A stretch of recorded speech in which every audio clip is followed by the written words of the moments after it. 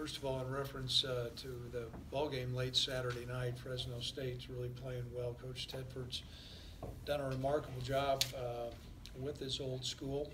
We knew going into the game, to win the game, we'd need to really have to generate some field position, win the turnover margin, and we were not able to do either one of those two things.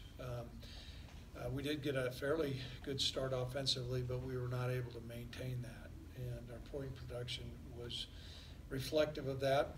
The other thing that really became apparent, the field position was not, I wouldn't say favorable, because we need to do things to generate field position, i.e. either through takeaways or a kicking game or flip the field over offensively. And so playing against a good football team, we did not do that. I thought most of the conventional runs that Fresno State did, we defended fairly well, but they really mixed in some very timely quarterback runs. And then the quarterback made some nice plays in the passing game. And so we got beat by a good football team. It was not I didn't think, a competitive game, certainly later on as the game went along. So we got whooped up on pretty good. It was a pretty tough stretch with Hawaii and Fresno. We had some challenges getting back, but our team hung together and we were able to get back. And we got a big challenge this week. Utah State, I think, is playing excellent football. They're 5-1. Their only loss was a very competitive game against Michigan State on the road. Jordan Love has thrown the ball close to 69%. They're averaging close to 52 points a game, so you're looking at a very prolific offense. They're playing stingy defense, and they're finding ways to win. They're +5 in the turnover margin, so a big challenge for us. There's still a lot of season left. Our guys have a will to fight. I know that. There was a disappointment in our locker room, and we spent quite a bit of time as our trip came back. And I think we've got good leadership on this football team. Also, fortunately, I think we're probably as healthy as what we've been. We went through the game without any injuries that I know of. We'll find out a little bit about C.J. Colton as a week goes along here, but from that standpoint, we were able to get through the game without sustaining a significant injury. So at this time, I'll be more than happy to answer any questions anybody might have.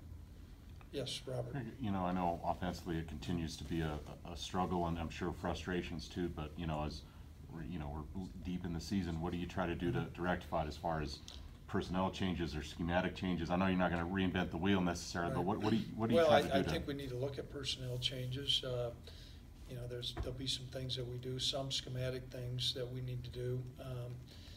There's times we've run the ball fairly effectively, and then what'll occur is we've got to be more consistent as far as not shooting ourselves in the foot with a timely penalty or something like that, or an untimely penalty. So we're certainly scratching our heads to generate points. It's going to be important. We've gone 2 games without a touchdown, and it's going to be hard to beat people, particularly good people on the road, without scoring some points. Other questions? Yes. Craig, where do you feel Tyler is right now as a quarterback compared to where he started? Has he improved the way you'd hoped, or where do you? I thought last week he did some good things in the game, but obviously and not where we needed him to be. He'll need to make some better reads, and our completion percentage needs to improve. He threw the ball okay at times. Other times I didn't think he threw the ball particularly well. And so we'll take a hard look during the course of this week what he's got to do better. Coach, is there anything in practice that you change at this point? I mean, Robert brought up. I'm sorry. No, you're fine. Excuse you. Robert brought up, you're not going to reinvent the wheel, but is there something you do in practice that gets these guys going on offense? Wow. There's some, excuse me, 2 seconds. I wish this were not live. Wow.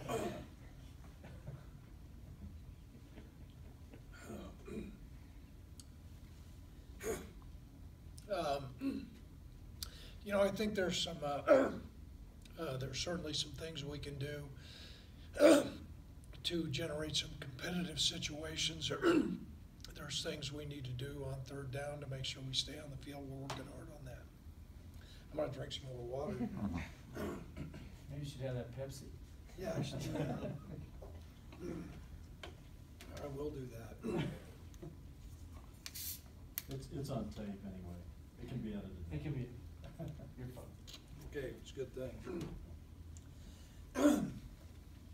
But yeah, I think there's some things we need to do to work on. We have a real problem offensively right now, extending drives, because our third down percentage of conversion is so poor.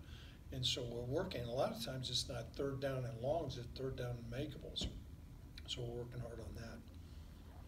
Yes, You Robert? mentioned, you look at personnel, you look at everything. Is there any particular groups or individuals as far as maybe possible personnel changes you'll be looking hard at this week?